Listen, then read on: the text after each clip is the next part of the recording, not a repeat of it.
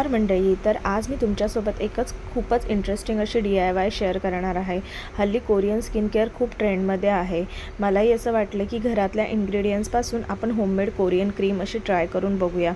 आणि त्यासाठीच मी aloe vera gel, तांदूळ आणि थोडंसं ऑइल एवढंच. ना महागडे प्रोडक्ट्स ना खूप मोठी इन्ग्रेडियंट्सची लिस्ट. तर आधी मी काय केलं, तांदूळ व्यवस्थित भिजवून घेतले. पूर्ण रात्रभर भिजवले होते ते. आणि त्यानंतर तुम्ही 2-3 तास पण भिजवू शकता, पण तरी पण रात्रभर भिजवले तर चांगलं आहे. तर त्याची पेस्ट तयार केली जशी की स्मूथ अशी. आणि त्याच्यानंतर ते मी चाळणीतून अजून गाळून घेतलं, जेणेकरून ते गाठी वगैरे असतील तर ते निघून जातात. आणि थोडंसं अर्धा चमचाच मी ॲलोवेरा जेल टाकलं आहे आणि 1 चमचा ऑइल टाकला आहे. आणि क्रीमी टेक्स्चर येण्यासाठी ब्लेंड केलं. आता बघा तयार आपली झाली की नाही घरची कोरियन इन्स्पायर क्रीम.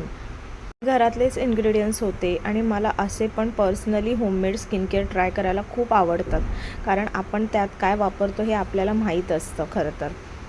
पण एक गोष्ट आहे, तसं की नवीन काहीही चेहऱ्यावर लावण्याआधी छोटासा पॅच टेस्ट करून घ्या, कारण प्रत्येकाची स्किन वेगळी असते.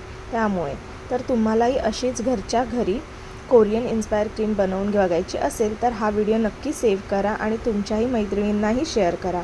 अशा सिंपल होममेड ब्युटी टिप्स आणि माझ्या डेली लाईफ मिनी ब्लॉगसाठी माझ्या ब्लॉगला नक्की फॉलो करा, सबस्क्राईब करा, लाईक करा.